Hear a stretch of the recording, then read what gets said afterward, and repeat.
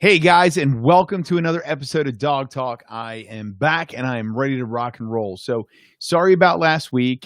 Sorry I had to do a little bit of a rerun last week on Dog Talk. But I hope you guys did enjoy the information that was brought back out.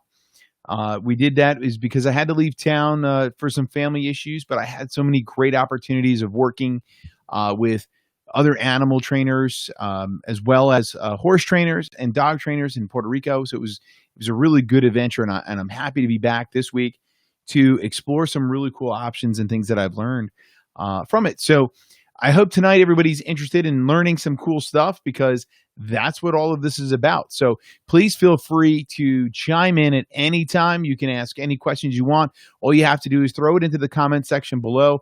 I will reread the comment since we are live on multiple pages. So that way everybody gets to be a part of it and learn some cool stuff tonight. So really, really excited. So I want to start off really by just giving a lot of quick tips. The entire episode is going to be about quick tips.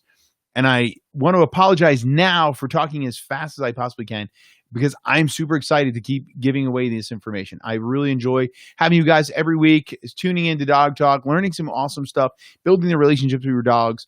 It means the world because I know for me personally, it was one of the hardest things I ever had to personally experience was getting out of my own way in life. Suffering from PTSD, my wife convinced me to get my dog, and next thing you know, this was all born. I believe we all look to our dogs for many different things. And that's why training is one of the crucial things. It's about building the relationship, building that bond and building the trust. Like, so when you have that trust, it's almost uncandid. So a few things that I really like to point out that, I never really paid too much attention to until recently. So last week I'm in Puerto Rico, I'm working with my cousin. And my cousin is a phenomenal horse trainer and Paso Fino horseback rider. Him, his daughters, his wife, they've been doing this for years. I mean, years. Like, there's no explaining. And one of the most important things that you have to do before riding a horse is that you have to do a level of grooming where you brush them down and it's crucial. At first, I thought it was just, him more or less saying, here are the rules of the farm. But then as the day got on and we started brushing more on horses and we started doing different things, it was a crucial step in riding the horse that you have to brush the horse. And the reason why is because you have to create the relationship with the horse. So before you can put the saddle on, before you can put yourself on, including especially myself, I'm not no little guy. So throwing my big butt on top of these horses and going for a ride, you have to have a relationship where the horse is going to appreciate you and trust you that you're not going to steer them in a bad direction, and they in turn are going to want to take care of you. So he explained it as simple as possible, which is simply as this: you're brushing the horse to say, I'm willing to take care of you and be kind to you and clean you and be with you. Please return that by let's having a good ride and riding together. And I can tell you I had the most magical trip with the horse that you can possibly imagine. And the biggest thing that I can honestly tell you is this. It was a major epiphany to me because as we were building Dog Owner University, I've been training dogs for 20 years. And, I clip the dog's nails and I brush my dogs. But one of the things that we typically skip over so often is how important it is that you should at least once a day take a little brush out and brush your dog, getting any unwanted allergens off of them. That gets knots. If they have longer hair, it might get knots out of their hair. It gets bugs off of them.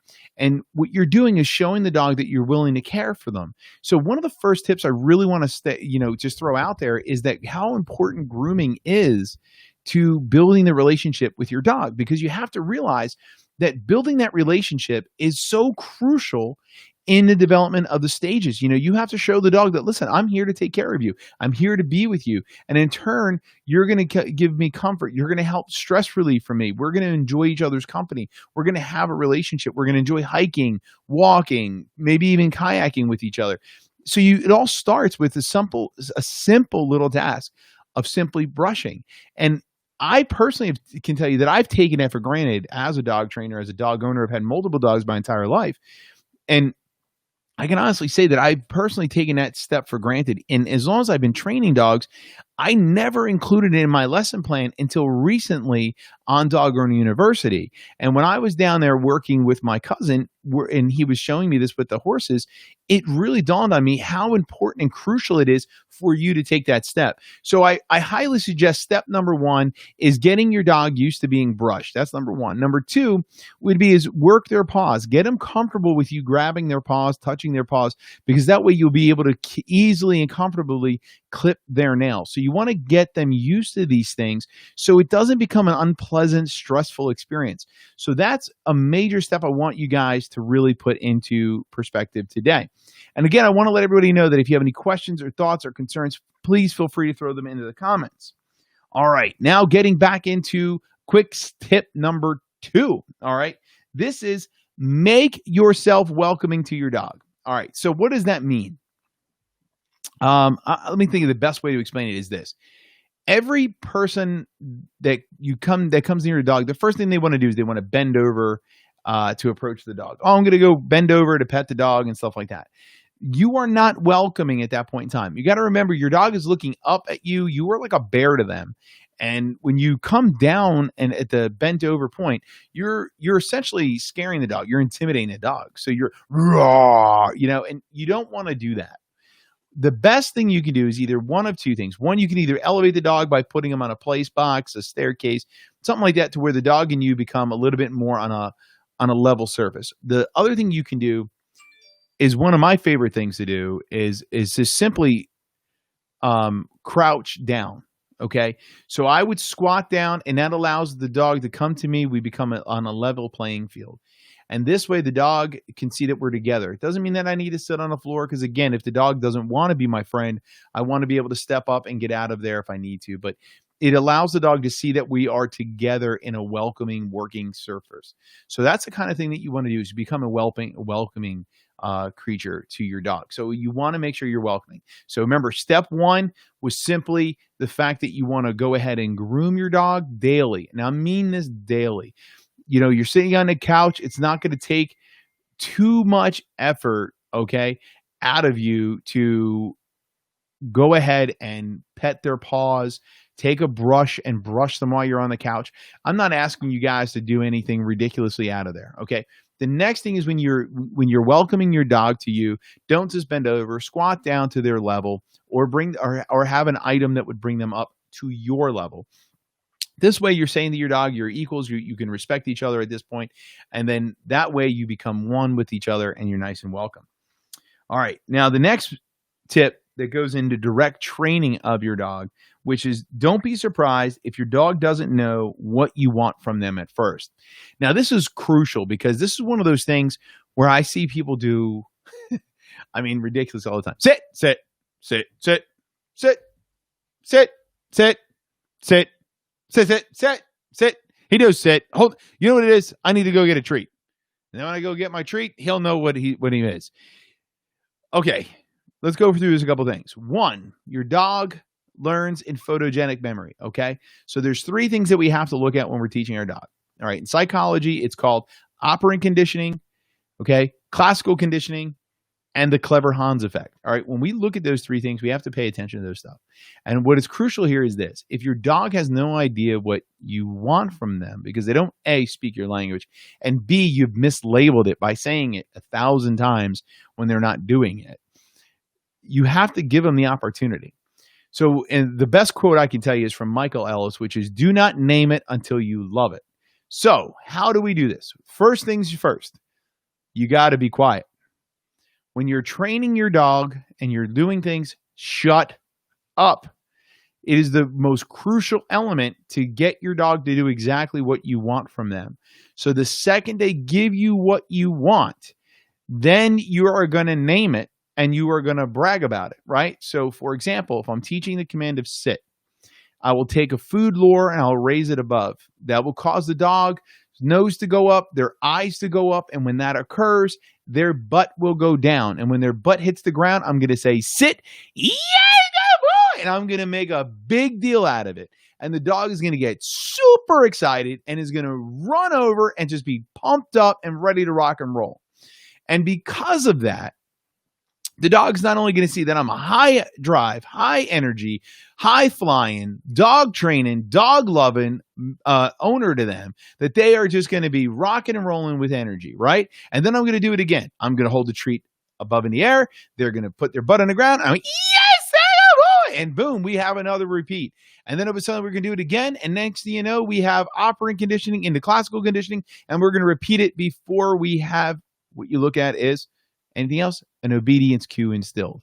Now, why I say this is this, because I go to people's homes and I hear them tell their dogs these commands millions of times. And when I'm talking about millions, I mean absolute millions of times. They sit. And then they go with this to the pantry and they get the bag and you hear, and next thing you know, there comes the dog running over and doing like 10 or 15 tricks. Meanwhile, all they said was sit. And the reason why that happens is because the dog actually has no idea what you're looking for. So remember, you want to make sure that you're showing them exactly what you're looking for before you turn into naming it. Okay, so be quiet, get the command you're looking for, and when you get it, name it, marker it, and reward it, okay? The quicker you name it, marker, and pay them, the faster they're going to want to repeat it. The faster they repeat it, the faster they're going to have it instilled in the muscle memory. So again, let's recap. Step number 1, grooming. It helps build that relationship. Step number 2, make yourself welcoming, okay? Go down to their level, show them there is. Step number 3, don't be talking to your dog when they don't know what you're asking, okay? Now we're getting into the next one. Show enthusiasm to get them the most exercise and enthusiasm. So now let's think about that. For example, since I started this episode, I have been going probably 120 miles per hour. I doubt everyone's even keeping up because I am excited because I really want you guys to learn these quick tips. And I am so involved, and my brain is going so fast right now that I'm so excited. Like I just can't get enough of this, and I'm so excited to share it with you. So now I'm showing you my enthusiasm, which I'm sure is feeding right into you guys. So if you are feeling some enthusiasm and you're feeling that I'm on this and you love what I'm saying, go ahead and throw a little yes in the comment section, right? Because now we're seeing, hey, now you're in this, right? So give us a little yes, and then we're going to see that you're enthusiastic, and that's going to show that you're into the learning, you are putting it into it, just like your dog would be doing, right? So if you've gotten the opportunity to work with me one-on-one, if you haven't had the opportunity to work with me one-on-one, keep watching Dog Talk because you're going to get to learn how I operate, and which is high drive, high energy, because everyone's attracted to the yes. Every creature, every person, everything that's out there is all about yes, right? Because it's the only word in our language that is nothing but positive energy coming from it. And when we think about how we want to work with our dog, it's one and the same. So we want to be fast. We want the dog's prey drive to be amped up. We want them to be looking for what we want them to do. But more importantly, we want them to show and see that it's all about the positive energy that's coming off of us. So then that way, the dog is all about wanting to please and getting paid for pleasure, okay? So your dog is a creature of the attention and affection from humans. Now, a lot of people tend to get this misconstrued because they think it is just natural positive attention that they're attracted to. They're attracted to all forms of attention. So that's negative and positive. So I emphasize that we want to keep you on the fast, high drive, positive side. And that's why I really love the word yes, because it keeps me happy. It keeps me motivated. It keeps me moving in the direction that the dogs are going to be attracted to me. So a funny story is I'm walking around Puerto Rico, and I don't know if anybody's been to Puerto Rico, but if you've been there, you've probably seen the wild dogs. Now, Puerto Rico is full of animals wandering around, chickens, dogs, horses.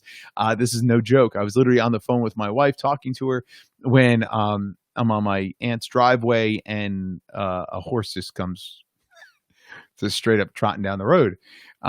But the weirdest thing about it is I was working with one dog that was privately owned, and the next thing you know, 5 wild dogs are outside the gate, and they start doing all the commands that I was giving the dog on the inside of the gate. So easy peasy, I just start throwing some meat over the fence to them and start rewarding them. And when I my dad even makes a joke because he kept saying, he's like, man, for some odd reason these dogs keep following you around. And I'm like, yeah, they follow me around. It's because of the energy. So the animals are really attracted to your energy, and that's one of those neat things. And then the next morning we go to it was a park, but it's not it's an education center for animals. And again, same thing. I walk in, the one donkey kept following me around, following me around, following me around, to the point where I was naturally attracted to the donkey too. The donkey had high energy, I had energy, and next thing you know, me and the donkey were hanging out. So I'm sure if you follow me on my Facebook page, you probably saw me take a picture with the donkey. Me and that donkey, we got along great. I kept telling my family that the donkey spoke English, so that's why we got along very well. But it was energy, and when you're working with animals, your energies are crucial because you want to make sure that you're in the right state of mind to be with the animal. You want to be happy. You want the dogs to be happy. You want the animal you're working with to be happy, so you feed off of each other. So if you're down and out, take a deep breath and get into it, because you and the dog are going to be attracted to one another. So again, big things. All right. Now, again, as you guys said, or you've been hearing me talk about the yes and why the yes is a crucial element to it all. And this is the key. Your dog needs a release cue. And a lot of people use the words okay, or they'll use an intermediate marker of good boy, good girl. I'm personally not a fan of okay. I like the word yes. The other thing people use are clickers to emphasize when they're complete. But the word yes is the key. And I'm bringing it up again because this is the last big tip of the night, which is yes is a release from obedience cue for your dog to come to you, be rewarded, and not run across the field to squirrels or anything else that might be distracting them. And that's why we want you to be enthusiastic. That's why we want you to build a relationship through grooming. This is why you want to lower yourself and be welcoming, is because you are teaching your dog to choose you over everything else. Does that make sense? Hola to Puerto Rico. So I see I have a greetings from Puerto Rico. So hola, ¿cómo está? And I want to get back and say in that why the yes is there is this.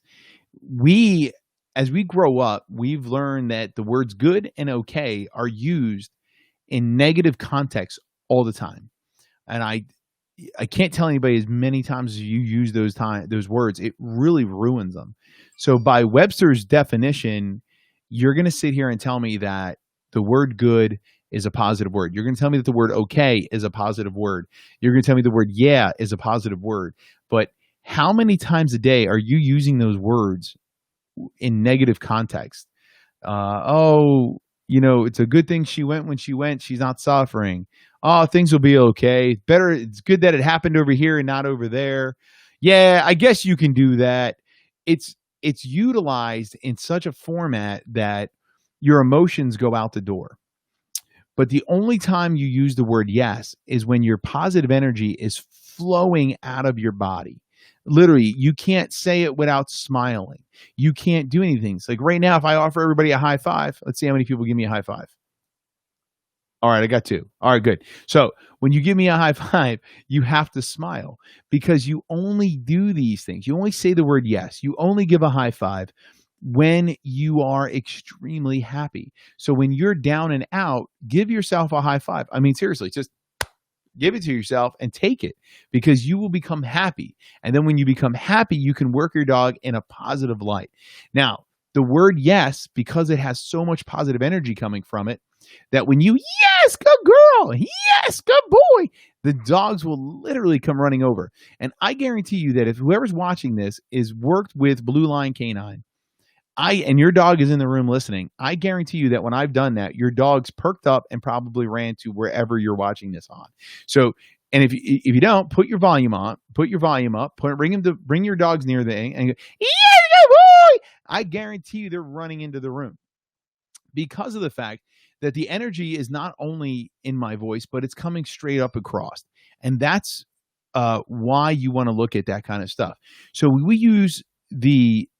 um, we use that because of the fact that we want your dog to be attracted to you and choose you over everything. So when you are pumping that yes out there, that's what you're doing, is you're helping your dog really truly understand that you are most valuable to them, and that squirrel, cat, chicken, anything else is not important, and they're choosing you for those things.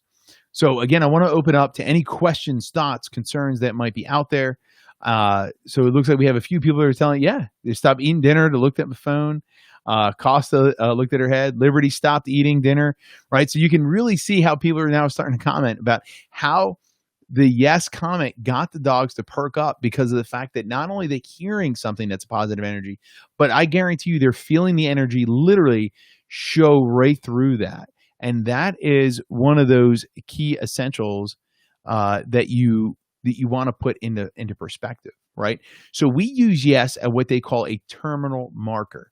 A terminal marker is a marker that signifies the completion of a wanted behavior. So you don't have to just have your dog sit down, come and stay to get the yes, but any behavior you like. So for example, if your dog is pulling on the leash and they relieve the leash pressure, say yes. Let them know that was what you want them to do. Show them that these are the wanted behaviors. So I guess today I want to recap tonight's episode and literally just tell you how important it is to take the moment, build a relationship with your animal. And I want to shout out to my cousin, my primo, for really bringing that back to me with the horses, because like I said, sometimes we overlook a lot of little things that we just don't pay attention to. And that is one of them. Grooming your dog. Take the second, give him a quick brush a day. I mean, you don't have to go hardcore and give him a deep shampoo bath, but I mean, when I was brushing the horse, I can feel myself becoming one with the horse. And when I got on the horse, I felt that me and the horse already had the relationship, and that relationship grew as we walked. Now, I'm not silly to think that I had anything to really do with the horse on the trail. The horse was following my cousin who trained them, but the walk was pleasant. The ride was right. Me and the horse felt like one. And I can tell you that when I came home and I started immediately brushing my dogs, same thing. You could feel the relationship. My dogs, when I come home every night, my dogs are really excited to see me. They run over.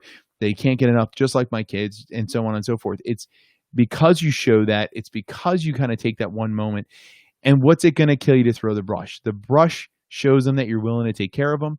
You get them used to feeling their paws. That's going to allow you to later groom them. These are the steps that you take, and it de-stresses things that would normally cause your dog panics and issues. Lower yourself when you come inside. Let them know that you're warm and welcome to them. Obviously, show the impression and the enthusiasm when you're training. And remember, don't name it until you love it, because you don't want to waste words and ruin your training that you've already put in there. So we have a few more minutes to talk here, but I hope everybody really takes out something awesome from tonight's episode. I know I was really thrilled to get on tonight. I was so excited about last week of working with the horses. I had such an adventure last week with my family.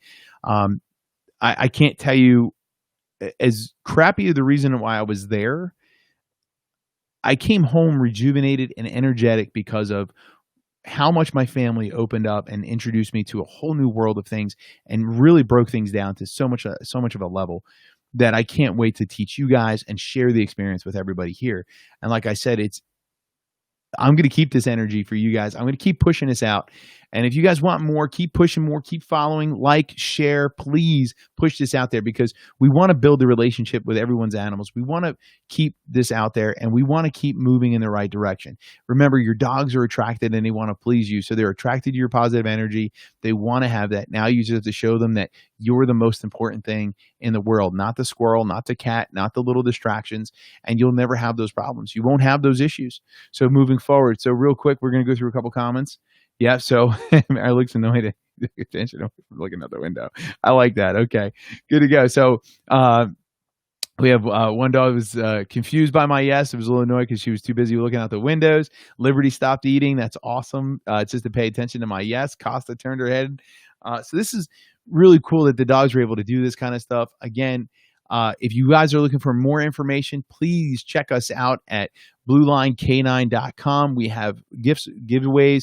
We are constantly giving away the information on our newsletters you can sign up for.